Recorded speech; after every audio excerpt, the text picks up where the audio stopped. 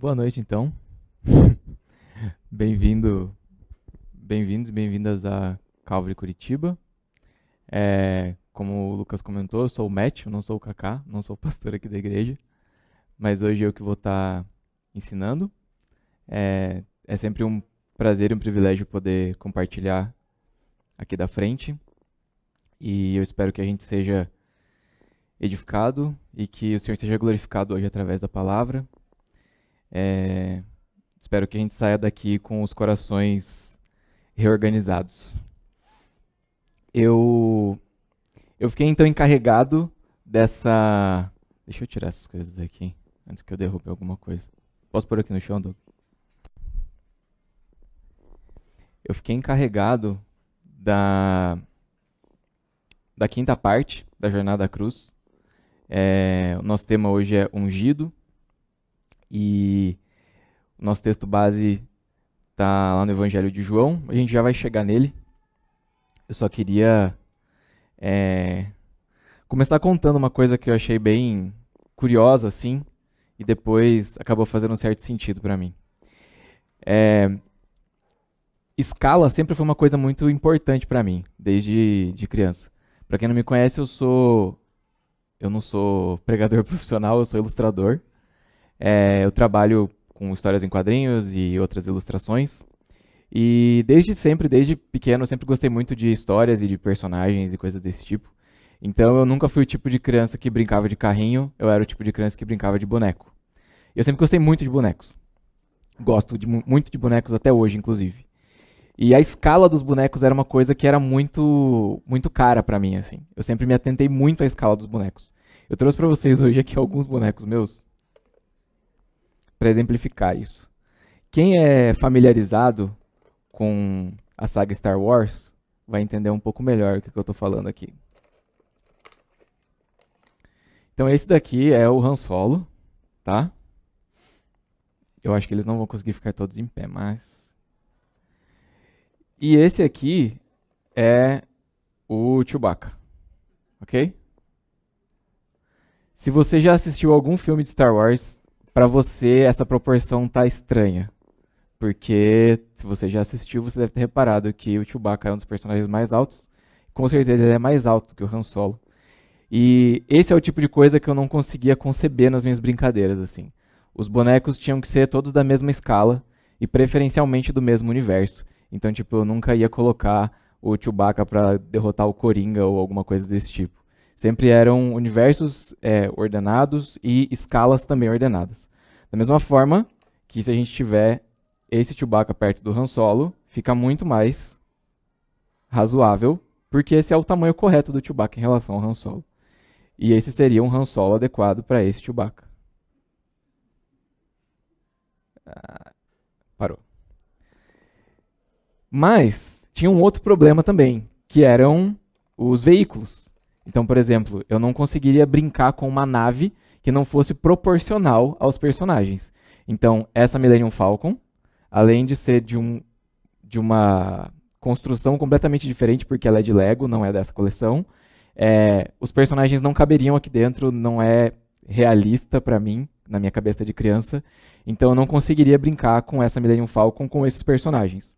Mas se eu tiver um Han Solo de Lego, mesmo que ele não seja na escala certa dessa nave, ainda fica um pouco mais adequado para mim, porque eles combinam melhor. Da mesma forma que se eu tiver um Luke Skywalker aqui com a roupa de piloto, ele não vai caber dentro desse X-Wing, claramente. Então, para esse X-Wing, talvez eu precisaria de um Luke Skywalker mais ou menos desse tamanho. Tá? Que também é na mesma escala desse Chewbacca aqui.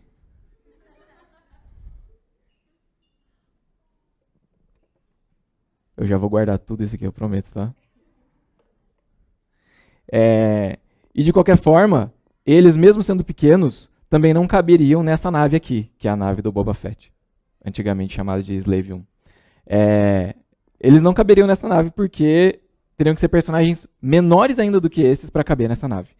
Então, para mim, a escala sempre foi uma coisa muito importante. A proporção dos personagens em relação uns aos outros e a maneira com que eu ordenava isso tudo nas minhas brincadeiras sempre foi algo que eu, desde criança, levei muito a sério. E por que eu estou contando tudo isso agora? Não estou só para exibir minha coleção de bonecos aqui, mas é porque quando eu estava orando sobre esse texto e sobre essa passagem, e meditando algumas coisas sobre qual seria a ênfase, né? De que maneira a gente poderia abordar esse texto, que para muitos pode ser um texto já muito conhecido, João capítulo 12, versículo de 1 a 8, mas como a gente conseguiria tratar, né, ou de que maneira que o Senhor queria que eu tratasse desse texto hoje. E nesse sentido, me veio essa impressão sobre as escalas, sobre a proporção das coisas. E eu já vou resgatar esse assunto no decorrer da passagem, a gente vai entender um pouco melhor o que eu quero dizer com isso.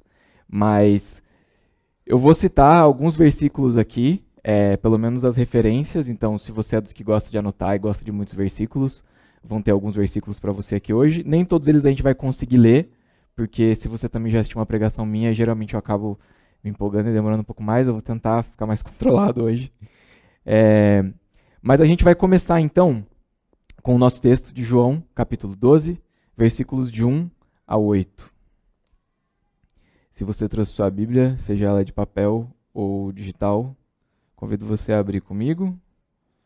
Se você, por acaso, não está com sua Bíblia ou achar mais prático, você também pode olhar que os versículos principais vão estar aqui.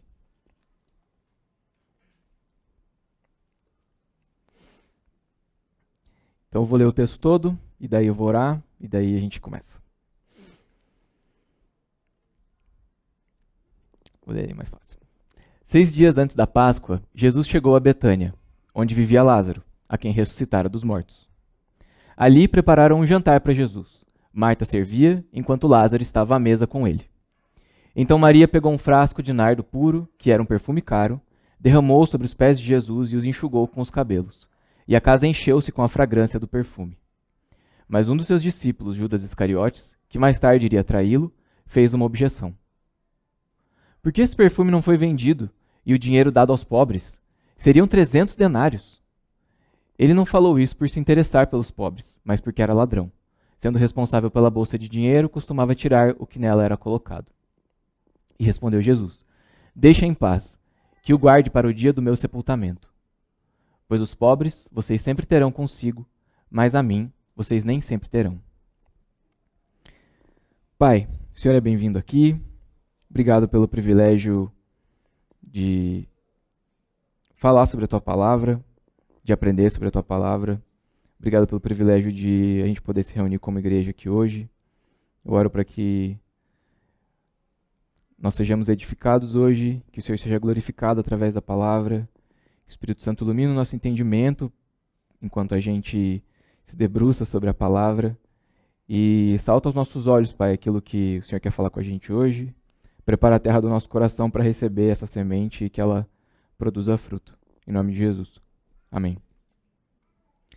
Bom, então antes da gente começar no versículo por versículo, como a gente geralmente faz aqui na Calvary, eu queria falar um pouco sobre o tema, que é ungido. E a gente pode começar então tentando entender um pouco melhor o que significa ungido, né? Ou ungir. Ungir é o ato de aplicar, seja derramar, né, despejar, ou esfregar, como uma massagem, por exemplo, óleo sobre algo ou sobre alguém.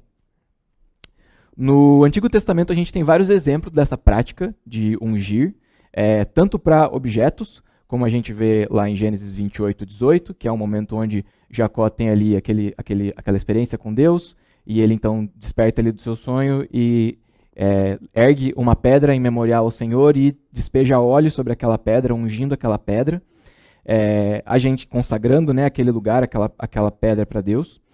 Ou depois em Êxodo 30, 26, onde a gente tem as ordenanças de Deus para Moisés sobre o tabernáculo e todos os utensílios ali do templo. E dentre essas ordenanças a gente tinha ali que Moisés e Arão deveriam ungir, né, alguns dos objetos que seriam consagrados ao Senhor. A gente tem exemplos de sacerdotes sendo ungidos, como o próprio Arão, irmão de Moisés, em Êxodo 29, versículo 7. A gente tem ali as ordenanças de Deus sobre a ordenação e consagração dos sacerdotes, e ali também dizia que os sacerdotes deveriam ser ungidos. A gente tem a unção de reis, como a gente tem lá em 1 Samuel 16, 13, que é a unção do rei Davi, o momento em que o profeta Samuel vai até a casa de Jessé, chama lá os filhos, e daí Deus diz para ele que Davi que vai ser o novo rei, que ele deveria ungir Davi, então ele chega ali e despeja azeite sobre a cabeça de Davi, que futuramente seria colocado ali, posto como rei. A gente tem também exemplo de profetas sendo ungidos. Primeiro livro dos Reis, capítulo 19, versículo 16, conta a história ali de quando Elias e Eliseu estavam nessa transição ali do manto, e o Senhor manda então que Elias fosse e ungisse Eliseu como profeta para continuar o ministério. Então, ungir significava conferir autoridade, consagrar ou separar. A unção do Espírito do Senhor para um determinado propósito também era algo comum. De uma forma, digamos assim, mais figurada, porque não era necessariamente óleo sendo derramado, mas a Bíblia também usa a expressão de o Senhor ungiu ou foi ungido pelo Espírito do Senhor. No livro de Juízes, por exemplo, é bem frequente isso, onde pessoas são usadas por Deus, né, e são capacitadas por Deus para um propósito, uma tarefa específica, mas que daí não necessariamente é o óleo físico ali sendo despejado sobre a pessoa em todas as situações. E com isso, então, entendido o que é ungido, ou o que significa, né, o que representa o ato de ungir alguém, a gente tem, então, a constatação de que Jesus é o ungido de Deus. Haviam várias profecias sobre um descendente do rei Davi, que traria justiça e governaria o povo, e libertaria o povo dos seus inimigos, e restauraria a nação de Israel e tudo mais. E sobre essas profecias, era sempre apontado que o servo do Senhor que realizaria essas coisas era chamado de o ungido, ou seja, aquele que era capacitado por Deus, consagrado por Deus para realizar essas coisas. Com o passar do tempo, eles passam a usar a palavra hebraica, que a gente pronuncia em português como Messias, que significa literalmente ungido. Eles passam a usar essa palavra para se referir a esse escolhido de Deus que viria, que eles estavam aguardando. Com o passar do tempo, Messias passa a ser usado para se referir ao servo do Senhor, que seria o ungido, o escolhido por Deus para libertar e governar Israel. E aí a gente tem alguns exemplos também, durante as profecias ali no Antigo Testamento, sobre qual seria a obra do Messias, o que o Messias iria fazer quando ele viesse e tudo mais. Um desses exemplos está em Isaías 61, que depois é mencionado em Lucas capítulo 4, versículo 16 até o versículo 21, que a gente também vai ler aqui. Essa é uma situação onde Jesus está bem no início ainda do seu ministério. Ele tinha sido tinha sido batizado, depois foi levado para o deserto, e aí ele vai para Nazaré, onde havia sido criado, e quando era criança tinha morado em Nazaré, e no dia de sábado entrou na sinagoga, como era seu costume, e levantou-se para ler. Foi-lhe entregue o livro do profeta Isaías. Abriu e encontrou o lugar onde está escrito: O Espírito do Senhor está sobre mim, porque ele me ungiu para pregar boas novas aos pobres. Ele me enviou para proclamar liberdade aos presos e recuperação da vista aos cegos, para libertar os oprimidos e proclamar o ano da graça do Senhor. Então ele fechou o livro, devolveu ao assistente e se sentou. Na sinagoga todos tinham os olhos fitos nele. E ele começou a dizer: Hoje se cumpriu a escritura que vocês acabaram de ouvir. Então a gente tem um momento aqui bem claro de Jesus indo numa sinagoga, abrindo a escritura no livro do profeta Isaías e lendo essa passagem que falava sobre o servo do Senhor, o ungido, que é o Messias, e dizendo que essa passagem estava se cumprindo nele naquele momento. E ali, nessa passagem que o capítulo 61 de Isaías tem outros detalhes, né? Mas aqui é só para a gente ter uma ideia, então, do que a Bíblia dizia ser o trabalho, né, a obra do Messias. Então, a Bíblia também diz que Jesus foi ungido com o Espírito Santo, que está lá em Atos 10, 38. É o momento onde Pedro está pregando. Isso aqui já é depois da ascensão de Jesus, da sua morte, ressurreição, e já tinha subido aos céus. E aí, Pedro, no meio da sua fala, diz: Como Deus ungiu Jesus de Nazaré com o Espírito Santo e poder, e como ele andou por toda parte, fazendo o bem e curando todos os oprimidos pelo diabo, porque Deus estava com ele. É um texto interessante porque ele também tem uma relação com aquilo que Isaías 61 disse que o Messias iria fazer, iria realizar. E a gente vê várias vezes nos evangelhos momentos onde Jesus realiza muitas das coisas que estão descritas ali em Isaías, seja de forma literal, realmente curando pessoas, libertando de demônios e coisas assim, até de forma não literal, digamos assim, no estabelecimento do reino, porque ele estava falando do reino de Deus, que é um reino real, mas espiritual. E a gente já vai voltar um pouco nesse assunto sobre a expectativa das pessoas sobre a obra do Messias. Então a gente vê que Jesus, ele diz ali que ele foi ungido, e inclusive alguns comentaristas bíblicos colocam que no momento do batismo de Jesus, onde o Espírito Santo desce sobre ele, também é considerado como o momento onde Jesus é ungido com o Espírito Santo, mas não tem ali um momento onde alguém chega sobre a cabeça de Jesus e despeja óleo sobre ele e fala: agora começou o seu ministério, ou você está sendo ungido como rei, ou qualquer coisa desse tipo. Então a gente entende que, com isso, que Cristo não é o sobrenome de Jesus. Não era José Cristo, Maria Cristo e Jesus Cristo. Cristo é um título, porque Cristo significa ungido. Cristo é a palavra grega para ungido, enquanto Messias seria a palavra hebraica para ungido. Então, ungido, Cristo e Messias são a mesma coisa. Em João, capítulo 1, versículo 41, a gente tem ali um momento também onde os primeiros discípulos ali chegam e contam uns para os outros, tipo assim, nós encontramos o Messias. E aí o apóstolo João já coloca ali entre parênteses, tipo assim, Messias, que significa Cristo. Ou a gente tem também uma outra em Mateus 16:16. Esse daí, né, Mike? Que é aquele momento onde Jesus está com os discípulos e ele pergunta: quem as pessoas dizem que eu sou? E aí eles falam: uns dizem que você é um dos profetas, ou que você é João Batista, que ressuscitou, enfim. E aí ele fala: mas quem vocês, meus discípulos, dizem que eu sou? E daí Pedro diz para ele: tu és o Cristo, filho do Deus vivo. E aí Jesus confirma que a afirmação dele estava correta, e que isso tinha sido revelado da parte de Deus para ele, que era algo realmente sobrenatural. Em muitos momentos, quando as pessoas reconhecem Jesus como Messias, ele pede a elas que não contassem às outras pessoas o que ele tinha feito ou que ele era o Messias. E eu acredito que isso também, eu concordo com alguns comentaristas que dizem que isso pode também ter a ver com o fato de haver essa expectativa política sobre a figura do Messias, das coisas que ele iria realizar contra o Império Romano, que estava dominando e oprimindo Israel e tudo mais. Mas o ministério de Jesus na Terra não era sobre essas expectativas que eles haviam criado politicamente sobre a vida do Messias. E com isso, ele então pedia para as pessoas não falarem que ele era o Messias e não falarem abertamente do que tinha acontecido. Obviamente as pessoas contavam, mas até porque se uma pessoa é cega, como acontece na passagem ali, o cara é cego e de repente aparece enxergando e todo mundo vai perguntar, tipo, mano, o que aconteceu, sabe? E a gente entende então que Jesus é o Cristo, né? Ele é o Filho do Deus vivo, e que Messias, Cristo, e são palavras para nossa palavra em português, ungido.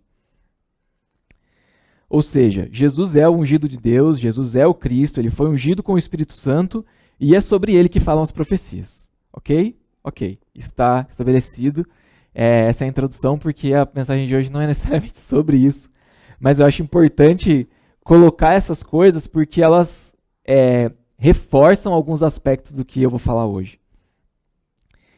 Até porque a gente já tem muitas outras ministrações aqui na Calvary, se você for no nosso YouTube, inclusive sobre as profecias, sobre a vida do Messias, ou sobre a obra de Jesus, tem estudos sobre evangelhos inteiros e fique à vontade também para acompanhar isso. Mas esse momento que está descrito aqui em João 12 é um tipo diferente de unção. Não é nenhuma dessas unções que a gente estava falando aqui. Não foi Maria que naquele momento ungiu Jesus com o Espírito Santo. Não foi Maria que ungiu Jesus, enfim, como profeta, ou como rei, ou como sacerdote, ou qualquer coisa desse tipo. Ela também não está consagrando Jesus para esse ministério, porque aqui a gente está perto da Páscoa já, né? Inclusive, a nossa série se chama Jornada da Páscoa, porque ela vai ser concluída no domingo da Páscoa. Então, Jesus está há poucos dias de ser crucificado aqui. Não adiantaria muito ela falar assim, beleza, agora começa o seu ministério. Tipo, já estava praticamente perto de concluir. Mas fica então uma pergunta do que Maria está fazendo aqui. Tipo, o que significa esse ato e por que na maioria das Bíblias, inclusive eu acredito que na sua aí, se você for lá no capítulo 12 de João, vai ter uma linha ali escrita assim, Jesus é ungido em Betânia. Vamos lá no versículo 1 de João 12. 6 dias antes da Páscoa, Jesus chegou a Betânia, onde vivia Lázaro, a quem ressuscitara dos mortos. Então esse aqui é meio para dar um contexto para a gente, a primeira parte do nosso contexto. Tá? A gente vai ver que tem alguns nomes de personagens que são tipo jogados assim, tipo assim, você já deveria saber quem é essa pessoa. Porque eles já apareceram no capítulo anterior aqui, no capítulo 11 do Evangelho de João, e também aparecem lá no capítulo 10 do Evangelho de Lucas. Então, nesse versículo 1, o assunto aqui é Jesus ama uma família. Tá? Essa família, que era Lázaro, Marta e Maria, eram 3 irmãos que moravam em Betânia, e era uma família que aparece mais de uma vez ali, aparecem 3 vezes nos evangelhos, histórias sobre eles, e em 3 momentos diferentes a gente vê Jesus se relacionando com essa família, visitando eles, ou enfim, na casa deles e coisas assim. Então a gente percebe que é uma família que era importante para Jesus. Jesus realmente gostava deles. Lucas capítulo 10, versículo 38 ao 41, conta ali uma situação onde Jesus estava em Betânia, e ele está na casa de Marta e de Maria. Lázaro não é mencionado nessa passagem, mas é aquela passagem também bem conhecida, onde Marta está ali trabalhando e servindo as pessoas e cuidando da casa e, enfim, atendendo os convidados e tudo mais. E Maria está sentada ali aos pés de Jesus, escutando ele ensinar. E aí Marta vai lá e reclama com Jesus, tipo assim, mestre, não te incomoda que eu esteja aqui trabalhando e a minha irmã fique aí à toa? E aí ele fala, Marta, você está preocupada com um monte de coisas, mas agora uma coisa só é importante. E a Maria escolheu a coisa que é a mais importante, que é ouvir a mensagem. Depois a gente tem João capítulo 11, no capítulo anterior desse que a gente está na passagem aqui, do versículo 1 até o versículo 44, uma outra história que envolve também essa família. Dessa vez, Lázaro acaba sendo um dos elementos principais, embora ele também não faça muita coisa, porque ele está morto. Mas a história começa com Lázaro doente, e Jesus e os discípulos em outro lugar, dizendo que precisavam visitar Lázaro porque ele estava muito doente, Jesus tinha que ir para lá, e Jesus fica ali esperando, intencionalmente, até que Lázaro morresse, porque ele entendia que o propósito de Deus era que Lázaro fosse ressuscitado, e que isso fosse um sinal do poder de Jesus e do poder de Deus. Então, ao invés de chegar lá e curar Lázaro da enfermidade, Jesus iria ressuscitá-lo dos mortos. E aí Lázaro morre, e 4 dias depois Jesus aparece ali, e as irmãs voltam de novo para falar com ele, Marta chega e fala assim, se o senhor estivesse aqui, meu irmão não tinha morrido, e ela tem uma conversa com Jesus, não fica satisfeita, volta para casa, fala para Maria, olha, vai lá que o mestre quer falar com você, e Maria chega e fala para ele a mesma coisa, se o senhor estivesse aqui, meu irmão não tinha morrido, e aí Jesus fica muito agitado no seu espírito, ou indignado, dependendo da sua tradução, e ele fica ali afetado pela incredulidade das pessoas, pela futilidade daquela situação, mas ele também está entristecido, porque ele amava muito Lázaro, amava seu amigo, mas ele chega ali então, manda que tirem a pedra ali da frente do túmulo ali de Lázaro, da sepultura, e aí ordena que Lázaro venha para fora, e Lázaro sai então vivo da sepultura, sendo que já estava morto ali há 4 dias. E a terceira parte onde a gente encontra é essa que a gente acabou de ler, onde eles estão ali, essa passagem de Maria derramando ali óleo sobre Jesus, também está descrita em Mateus, no Evangelho de Mateus, capítulo 26, e também está lá em Marcos, capítulo 14. É importante ressaltar que a passagem em que uma mulher também chega aos pés de Jesus, que está lá em Lucas 7, não é Maria, Jesus está em outro rolê, é outra parada, não é a mesma situação. Mas essas de Mateus, Marcos e de João são a mesma situação, embora elas tenham algumas ênfases distintas, e talvez eu consiga comentar um pouco sobre isso também. Então eles eram 3 irmãos, que eram amigos de Jesus, e por isso Jesus estava lá em Betânia, e ele foi lá e encontrou Lázaro, que já tinha ressuscitado no capítulo anterior. Depois de ressuscitar Lázaro, Jesus vai embora, numa viagem, e depois volta, ele vai ficar perto do deserto e depois ele volta para Betânia, se aproximando ali desses dias da Páscoa, ele volta para Betânia para jantar mais uma vez com seus amigos. Versículo 2 de João 12. Ali prepararam um jantar para Jesus, e Marta servia, enquanto Lázaro estava à mesa com ele. Então a gente tem aqui o papel de cada um, novamente Marta servindo e fazendo várias paradas, e apesar de Jesus gostar muito de Lázaro, ele atua pouco nas passagens. Naquela primeira, como eu falei, ele nem é mencionado, e na segunda, ele só aparece depois quando, sai do túmulo lá, e aí a passagem logo acaba também. Então, ele não fala muito, ele não tem muito destaque. Mas Marta e Maria acabam tendo mais importância nessas duas narrativas aqui. E Marta provavelmente era a irmã mais velha, ela é hospitaleira e dedicada às tarefas domésticas, mas Maria, que é a irmã mais nova, ela não é muito convencional. A gente percebe isso tanto pela passagem em Lucas 10, que diz que ela estava ali sentada aos pés de Jesus ouvindo. Isso era uma coisa incomum para uma mulher. Geralmente os rabis, os mestres judeus, eles não aceitavam mulheres como alunas e discípulas, enfim. Mas Jesus tinha muitas mulheres que seguiam e aprendiam com ele, e ele tinha mulheres no seu ministério. Em muitos momentos, Jesus valoriza as mulheres no seu ministério, e Maria era uma delas, que estava ali aprendendo dele. Inclusive, no capítulo anterior, quando fala ali sobre a morte de Lázaro, tem um momento onde Marta vai falar com Maria, e ela fala assim, o mestre está procurando você, o mestre quer falar com você. E alguns comentaristas também chamam a atenção esse fato de uma mulher estar chamando Jesus de mestre como uma coisa incomum, porque mulheres geralmente não tinham mestres, porque elas não eram aceitas nesse círculo de ensino. E aí a gente vê então que Maria não era muito convencional no versículo 3, que eles estão lá nesse jantar.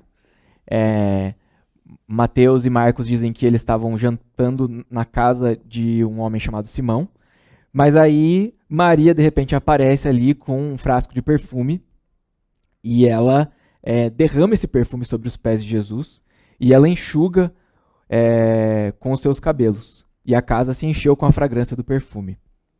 E aqui a gente tem Maria sendo Maria. Do mesmo jeito que a gente tinha Marta sendo Marta, Maria sendo Maria, porque ela vai e faz uma parada que é fora do convencional, fora do que seria esperado de uma mulher naquela época, fora do que seria um comportamento adequado para os padrões culturais daquela época. E ela chega e vai ali em direção aos pés de Jesus e despeja esse perfume sobre ele e começa a enxugar com os cabelos. Nessa situação, as pessoas não estão sentadas numa mesa como nós geralmente sentamos aqui, como o Mike está aqui, por exemplo, com os pés para dentro e para baixo da mesa. Geralmente eram mesas mais baixas, as pessoas se reclinavam, sentavam meio de lado ou deitavam apoiadas no cotovelo, comiam e os pés ficavam para fora. Então todas as pessoas estavam com os pés para fora. Ela não chegou por baixo da mesa ali para pegar no pé de Jesus. As pessoas estavam com os pés para fora e Maria chega e vai aos pés de Jesus e começa a despejar esse óleo perfumado sobre os pés dele. Em Lucas 10, versículo 39, que é a outra passagem que fala sobre o primeiro encontro delas, eu achei interessante isso também. Diz ali que Maria, sua irmã, ficou sentada aos pés do Senhor, ouvindo a sua palavra. Então, na primeira vez que Maria aparece, ela está sentada aos pés de Jesus, com atenção e com devoção. Na segunda vez que Maria aparece, no Evangelho de João, capítulo 11, versículo 32,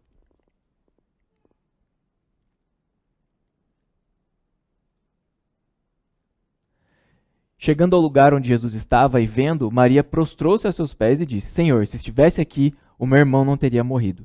Ela está ali desesperada porque o irmão morreu. Ela sabia que se Jesus estivesse ali antes, ele poderia ter curado o irmão dela. E ela chega ali nessa angústia e nessa frustração, ali nesse desespero, lamentando pela morte do irmão. Mas ela chega ali aos pés de Jesus novamente. E aqui em João 12, de novo, ela está aos pés de Jesus, só que em adoração e extravagância. Extravagância no sentido de ser um comportamento que era muito extraordinário e fora do comum para aquela época. Até para hoje, se a gente for pensar que ninguém sai por aí agarrando o pé dos outros e fazendo perfume, né? Mas tem algumas coisas também que são interessantes nessa atitude dela. Limpar os pés era trabalho dos escravos mais simples, era trabalho dos servos, era trabalho do empregado mais simples que tinha na casa. Quando a pessoa chegava, esse empregado ia lá e lavava, os pés das pessoas. a gente vai ter no capítulo seguinte agora, a gente está indo e voltando, né?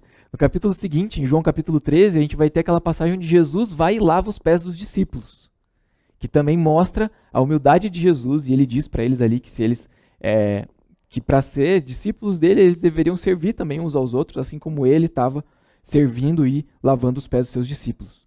Então o fato de Maria chegar ali e tocar enfim, ungir, né, com perfume ali os pés de Jesus, era um sinal de humildade ali, dela se colocar numa posição muito abaixo de Jesus. Outra coisa que é interessante é que uma mulher judia não mostraria ou soltaria seus cabelos em público. Geralmente eles estariam presos ou com um véu, alguma coisa assim. E ali, além de ela estar com o cabelo solto, ela ainda está usando os próprios cabelos, que era uma coisa muito também preciosa para aquela cultura. Ela usando os próprios cabelos para esfregar ali e para secar os pés de Jesus e limpar os pés de Jesus com os cabelos dela. Outra coisa interessante é que geralmente o óleo era derramado sobre a cabeça. E, inclusive, em Mateus e em Marcos, eles dizem que Jesus teve óleo derramado sobre a sua cabeça também, ou sobre as suas vestes. O próprio Jesus fala que ela ungiu o seu corpo, né? Então a gente não sabe se ela despejou sobre a cabeça, isso escorreu, e ela também ungiu os pés. Mas o fato é que João estava lá, claramente, e ele quis escrever que Maria ungiu os pés de Jesus. Ele deu atenção para esse ponto, ao invés de mencionar que ela ungiu a cabeça e tal. Eu imagino que possa também ser por uma questão de contraste narrativo, colocando esse episódio onde Maria está ali lavando os pés de Jesus, perfumando os pés de Jesus, com o próximo capítulo, onde o próprio Jesus vai fazer isso, porque quando ela faz isso aqui, as pessoas consideram uma coisa escandalosa, assim, tipo assim, nossa, você foi mexendo os pés e tal. E aí depois Jesus vai lá e toca nos pés de todos os seus discípulos, inclusive de Judas, que queria traí-lo.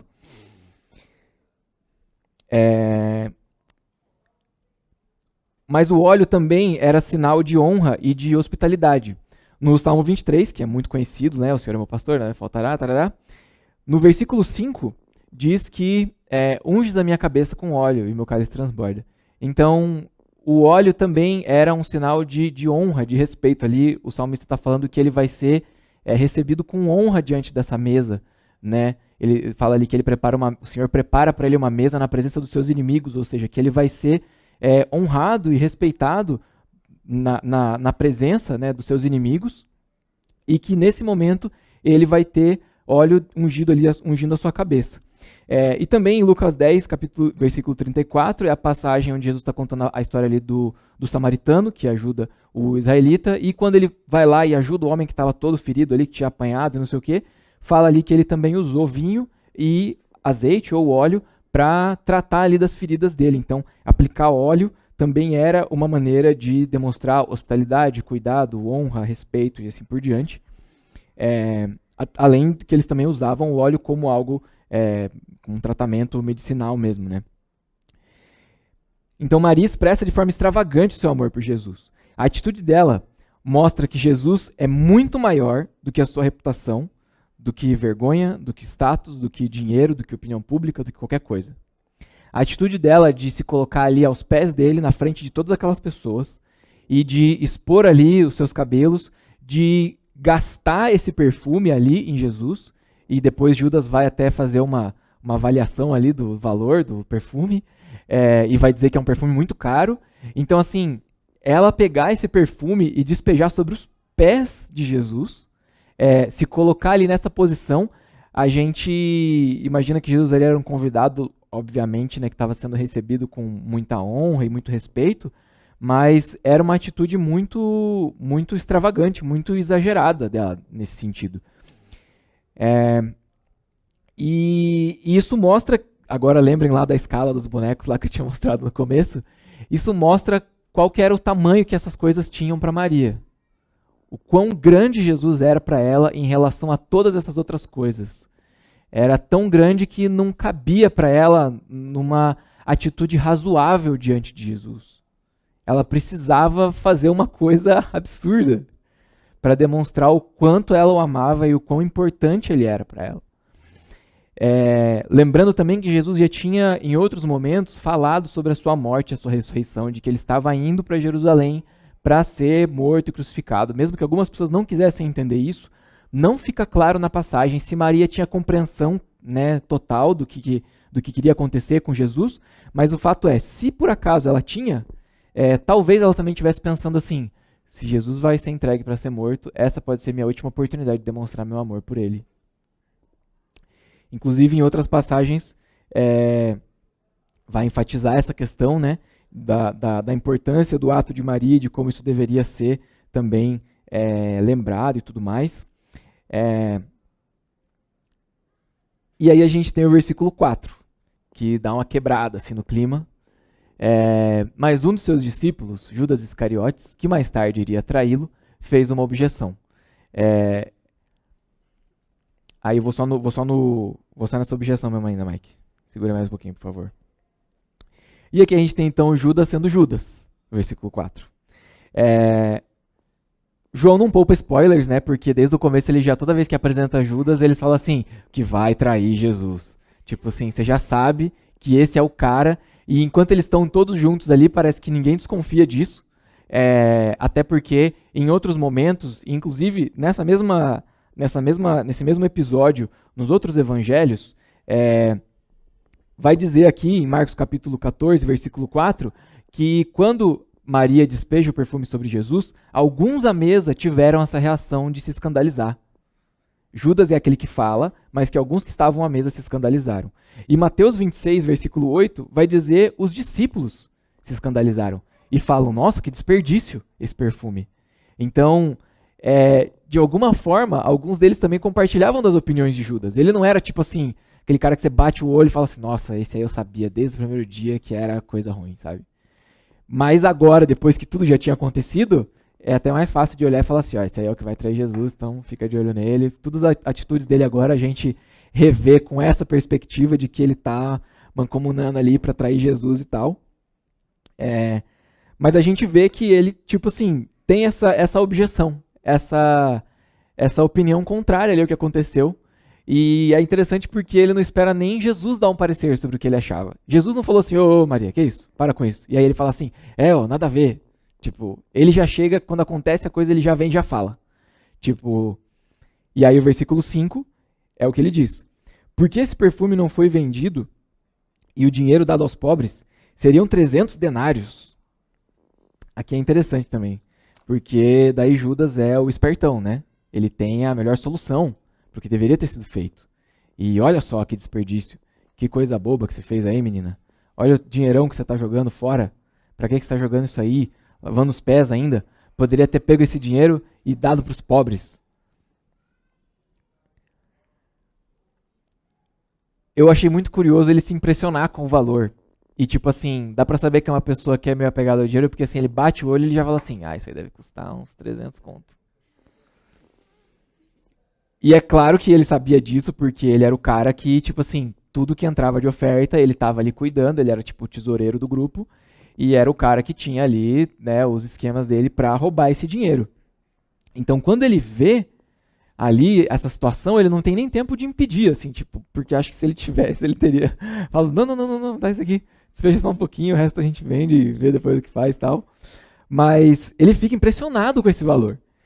E é interessante porque 300 denários é equivalente, né, um denário é o equivalente a um salário de um dia de trabalho, então 300 denários seriam mais ou menos 10 meses de trabalho.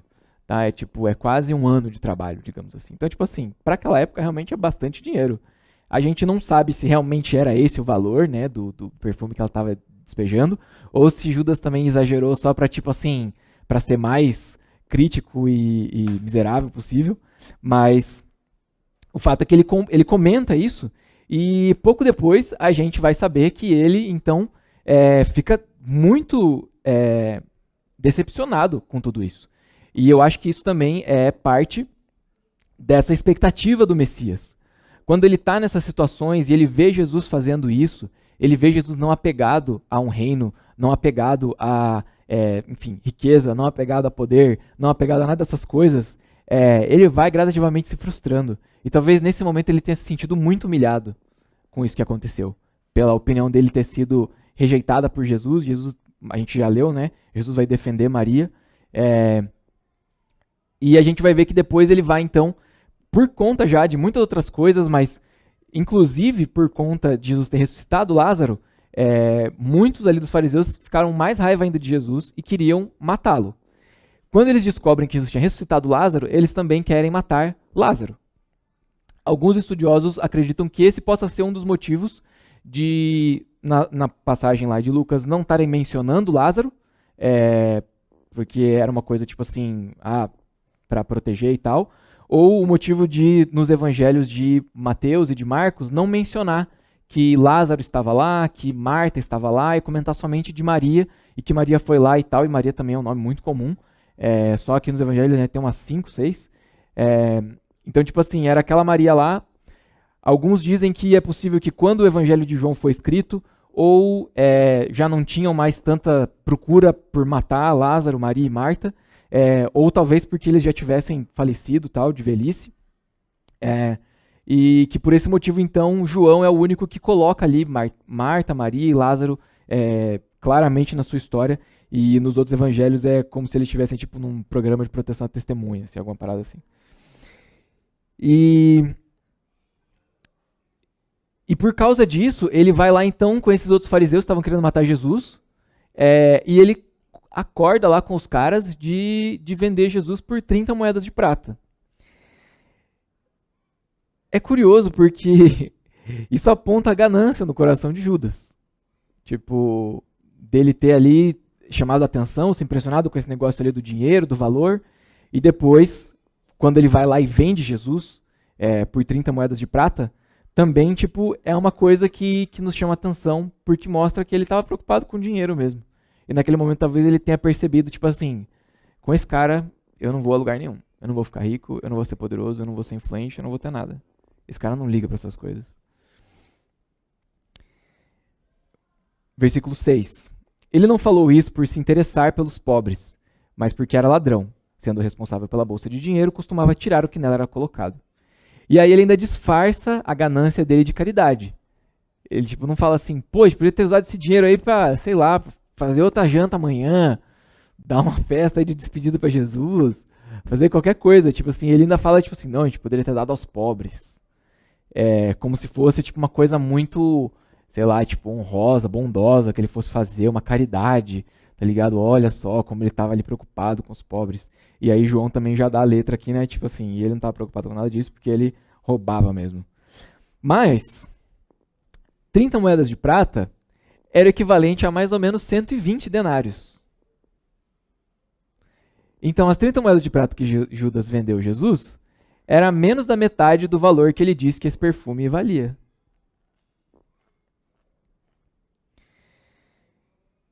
Tem uma outra passagem interessante, tem um versículo lá em Êxodo 21:32, que a gente também não vai ler agora, mas são também ordenanças ali a respeito da boa convivência entre os israelitas, e tem uma hora lá que Deus está falando assim, se você tem um boi, o boi cai no buraco, não sei o quê, se você tem um boi, o boi é solto, vai lá e ataca alguém, se você tem lá o seu vizinho mata o seu boi, como é que faz para reparar e um pagar e tal. E tem lá nesse versículo 32, diz assim, se o seu boi escapar e o seu boi matar o escravo de outra pessoa, o preço que você vai ter que pagar pela vida do escravo que o seu boi matou é 30 moedas de prata. A desproporção desses valores mostra o quão desordenado estava o coração de Judas. Porque na hora que ele vê o perfume sendo derramado sobre Jesus, ele fala assim, que desperdício, Jesus não vale 300. Olha aí o que você está fazendo, cara. E aí depois ele vai e vende Jesus pelo menos da metade. E pra também não parecer que Judas é tipo assim, nossa, o cara mais cretino de todos. Tem uma música de um artista chamado Joe Day, que diz assim, ó meu Deus, ó meu Salvador, Judas te vendeu por 30 e eu já te vendi por menos. E depois ele fala, ó meu Deus, ó meu Salvador, Pedro te negou 3 vezes e eu já neguei mais. É interessante também a gente pensar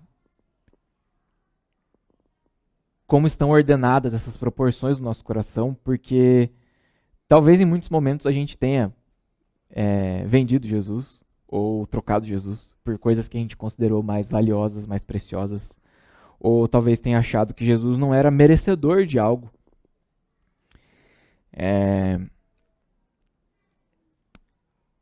Com essa fala, com essa atitude, Judas está expressando de forma hipócrita o seu desdém por Jesus, o seu desprezo por Jesus. Jesus é o Filho de Deus. Há um capítulo atrás ele tinha ressuscitado uma pessoa. E Judas está dizendo assim, esse cara não vale 10 meses de salário. Você está desperdiçando esse perfume jogando nele.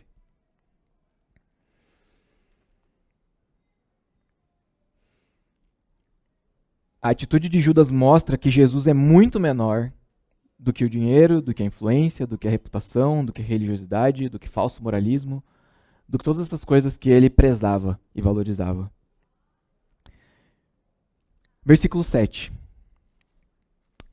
E respondeu Jesus, deixe em paz, que o guarde para o dia do meu sepultamento. E aí a gente tem Jesus sendo Jesus. Jesus recebe o ato de Maria como uma expressão de amor, reconhecimento e cuidado. Da mesma maneira que ele tinha feito nas outras vezes. Quando Marta vai lá e reclama para ele, minha irmã não está fazendo nada aí, ele fala assim, Marta, deixa tua irmã em paz e fica você em paz um pouco também. Vem aqui escutar, tá tranquilo. Nesse momento, Jesus, ele defende uma atitude não convencional de Maria. Mateus 26 e Marcos 14 indicam, que o óleo também foi derramado sobre a cabeça de Jesus. E era comum aplicar perfumes e especiarias no sepultamento. Tem uma outra passagem em Lucas 7, que é aquela que eu comentei, que é um outro episódio, outra pessoa, mas Jesus está depois fazendo um comentário sobre a maneira como ele foi recebido naquela casa, nessa outra situação, e ele fala pro anfitrião que quando ele chegou, o anfitrião não recebeu com água para os seus pés e não recebeu com azeite para sua cabeça. Ou seja, não recebeu ele com honra, com respeito, com reverência. Então a gente entende também que aqui Maria está expressando esse respeito por Jesus. E Jesus recebe dessa forma. Só que também era comum aplicar perfumes e especiarias no momento de sepultamento. Então, a gente vê lá no finalzinho dos evangelhos, depois que Jesus é morto e tiram ele da cruz, José de Arimateia, que era uma pessoa muito rica, vem lá e oferece o túmulo dele para Jesus ser sepultado. E daí diz ali que eles enrolaram o corpo de Jesus com alguns perfumes e especiarias. Outros evangelhos vão dizer também que no domingo de Páscoa, depois que Jesus já tinha sido sepultado, algumas mulheres vão até o túmulo de Jesus com perfumes e especiarias, e mirra e aloés e tal, para perfumar o corpo dele. Então, a gente vê que era uma prática também disso, das pessoas perfumarem o corpo das pessoas os cadáveres, das pessoas que tinham morrido. E aí tem uma coisa que eu achei curiosa também. No momento, lá no capítulo anterior, quando Jesus ressuscita o irmão dela, na hora que ele fala lá, tira a pedra aí, que eu vou chamar o cara e vai sair vivo. Aí Marta fala assim, não, senhor, já está morto há 4 dias, vai estar fedendo já. Talvez Maria estivesse pensando alguma coisa desse tipo, bom, se o senhor vai morrer, o senhor vai ficar 3 dias lá e depois o senhor vai ressuscitar, pelo menos não volta fedendo, entendeu? Tipo, vou colocar aqui perfume e fala que, tipo assim, perfumou a casa inteira, ligado? Eu não sei vocês, mas tipo assim, eu tenho um vizinho lá no meu andar que com o apartamento ali, porta fechada, eu sei a hora que ele sai de casa. Porque ele passa muito perfume, mano. Tipo assim, sai do corredor e chega lá na sala de casa. Então, tipo assim, foi muito perfume, cara, que ela derramou. E talvez ela estivesse pensando isso também. É minha maneira de se despedir de Jesus.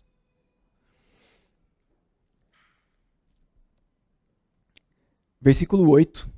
Nosso último versículo, a gente está perto de encerrar já, tá bom, pessoal? Não sei se vou conseguir bater meu recorde hoje. Pois os pobres vocês sempre terão consigo, mas a mim vocês nem sempre terão. Um disclaimer importante aqui, a gente sabe que Jesus disse que estaria sempre conosco, o Espírito Santo habita em nós, Deus é onipresente. Então assim, Jesus está, mas aqui ele está se referindo a ele fisicamente ali durante esse tempo ali do seu ministério na terra, né? Porque a gente não consegue hoje em espírito ungir Jesus, tocar em Jesus nem nada do tipo. Então, se alguém ia fazer alguma coisa desse tipo, tinha que ser ali durante aqueles 33 anos que ele estava vivo, encarnado aqui na Terra. Outro disclaimer importante. Diversas vezes, Jesus ensinou por palavras e ações sobre a importância de servir e atender às necessidades do próximo, especialmente dos mais pobres. Então aqui Jesus não está tipo assim, deixa os pobres, deixa ela me servir aqui. Tipo, não é isso. Muito pelo contrário. Jesus várias vezes enfatiza isso no seu ministério. Inclusive, em Mateus 25:40, tem também uma passagem onde Jesus está ensinando e ele fala sobre essa parábola, né, de que haveria um rei que iria receber ali os servos e ia separar, né, os bodes das ovelhas e não sei o quê. E daí nessa hora que ele fala dos servos, e aí chegam aquelas pessoas e falam assim, Senhor, a gente fez, né, várias coisas e tudo mais. Porque Jesus está falando para eles ali, tipo assim, eu estava lá com fome, vocês me deram de comer, eu estava preso, vocês foram me visitar, eu estava precisando, vocês me ajudaram, estava doente, vocês me ajudaram, eu era estrangeiro, vocês me receberam. E aí eles vão perguntar assim, Senhor, mas quando que a gente viu o Senhor nessas situações e ajudou? A gente não lembra de ter feito isso pelo Senhor. E aí o rei vai responder, digo a verdade, o que vocês fizeram a algum dos meus menores irmãos, ou a um desses pequeninos, a mim o fizeram. Então Jesus também ensina a gente a atender, né, amar o próximo e atender as necessidades do próximo, como um ato também de serviço ao próprio Jesus, como se estivéssemos fazendo para ele. O destaque aqui é justamente na oportunidade de servi-lo, porque em breve ele não estaria mais entre eles. E tem alguns versículos que eu gosto muito que falam sobre essa questão de oportunidade. Gálatas 6:10, Mike, pode pôr aí para mim, por favor. Portanto, enquanto nós temos oportunidade, façamos o bem a todos, especialmente aos da família da fé. E depois tem Efésios 5:16, que não vamos ler aqui, mas que também fala sobre isso, sobre aproveitar as oportunidades. E Colossenses 4:5, que diz, sejam sábios no procedimento para com os de fora, aproveitem ao máximo todas as oportunidades. Oportunidades para quê, né? Aproveitar bem o nosso tempo na Terra e também aproveitar as oportunidades para viver de uma forma que glorifique a Deus. Isso é uma forma de sabedoria. Ser sábio e aproveitar as oportunidades. No caso ali, Jesus estava dizendo que Maria estava aproveitando uma oportunidade de honrar Jesus, mas nas cartas, em Gálatas e Colossenses, a gente vê também o apóstolo Paulo recomendando que nós sejamos sábios e aproveitemos também as nossas oportunidades para viver uma vida que glorifica a Jesus e que honra a Jesus. Jesus aceita a oferta de Maria. A atitude dela foi agradável ao Senhor. Ele se agrada da atitude dela, se agrada do gesto dela, ele compreende ela, ele entende o que ela fez, ele reconhece a intenção do coração dela, mesmo que fosse uma situação talvez desconcertante ou escandalosa para alguns, mas Jesus entende o que ela quis fazer, entende o coração dela e acolhe ela, ele recebe ela. E como então a gente pode aproveitar as oportunidades também para demonstrar nosso amor, né, por Jesus, para viver uma vida que glorifica a Deus? A gente tem algumas maneiras, eu separei algumas, na verdade tem muitas maneiras, mas eu separei algumas aqui. Nos reunir como igreja, nos cultos e nas casas. É uma maneira da gente viver uma vida que agrada a Deus. Eu não estou dizendo com isso que a gente tem que estar aqui no domingo à noite, porque aqui é o lugar da presença de Deus, e se você não estiver aqui, você não vai... Não é disso que eu estou falando.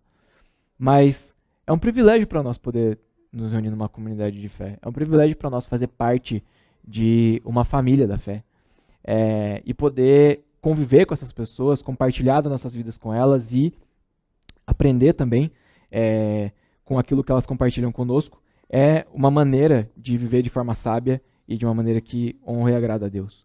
Adorar o Senhor através da palavra e através do louvor, como a gente estava fazendo agora há pouco aqui no começo do culto. Na verdade, como eu fiz hoje à tarde lá em casa, porque quando eu cheguei aqui eu fiquei lutando contra a impressora ali, não consegui participar com vocês aqui no salão. Mas, aliás, obrigado, Lucas, por ter conseguido imprimir ali para mim.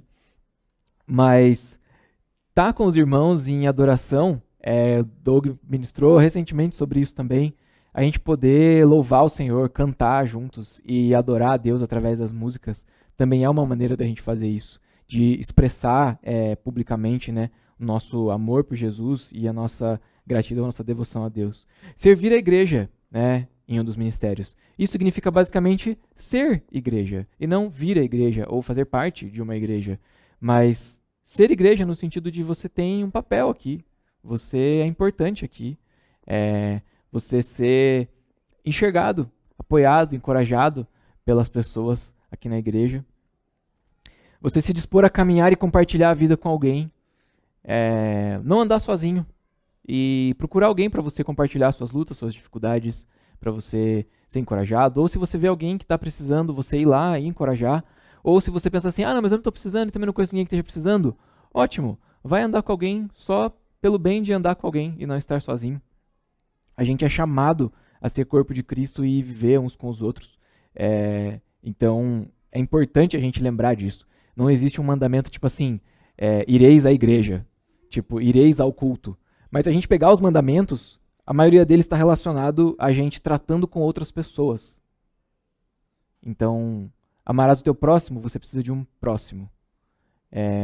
Para você ser tratado no seu pecado, você precisa de alguém para te corrigir, para te exortar, para te ajudar. Quando a gente fala do fruto do Espírito e das características do fruto do Espírito, a gente comentou isso no nosso grupo de conexão, inclusive, esses dias, eles falam sobre relação com outras pessoas. Bondade. Você não é bom com você mesmo, você é bom com os outros, cara. Mansidão, paciência. A gente está expressando essas coisas não em relação a nós mesmos, mas em relação às pessoas ao nosso redor, em relação a Deus, em relação a outras situações. A gente está exercitando isso coletivamente. Então, não tente ser igreja sozinho, ser cristão sozinho. Testemunhar, alcançando e servindo as pessoas à sua volta. Vivendo como discípulo de Jesus no seu trabalho, no seu condomínio, na sua rua, na sua família, na sua casa, onde quer que você esteja. Meditar e compartilhar das coisas do reino de Deus com a sua família. Ler a Bíblia junto, orar uns pelos outros, orar pelas pessoas que moram com você, orar com as pessoas que moram com você, compartilhar coisas que Deus tem falado contigo, compartilhar um versículo que você leu, coisas que você acha interessante, tornar essas práticas, digamos assim, litúrgicas nossas, como algo ordinário nosso, algo do nosso dia a dia. Tem um livro muito bom, inclusive, que chama Liturgia do Ordinário. Recomendo que você leia. Ele fala sobre como a gente pode aplicar essas práticas e disciplinas espirituais nas coisas do nosso dia a dia. É um livro muito bom, já foi, inclusive, estudado no Clube do Livro aqui da igreja. E, por último, também buscar uma vida de santidade diante de Deus e vivendo na missão de Deus. Então, para terminar, eu queria colocar aqui 3 perguntas, que são as perguntas que a gente vai trabalhar também nos grupos. Então, já vou mandar um de João aqui, dar uns spoilers. Você consegue se identificar com um ou mais dos momentos de Maria aos pés de Jesus? Pensando nas 3 passagens que eu citei, tá? Segunda, quais coisas estão fora de proporção no seu coração? Existe algo maior do que deveria? Existe algo menor do que deveria? E terceiro, você tem aproveitado as oportunidades para expressar seu amor por Jesus? Você tem buscado reconhecer e adorar Jesus como ele merece? E eu gostaria de fazer uma oração que está no lecionário para esse domingo. E a Sara, se quiser vir aqui já, pode vir, por favor.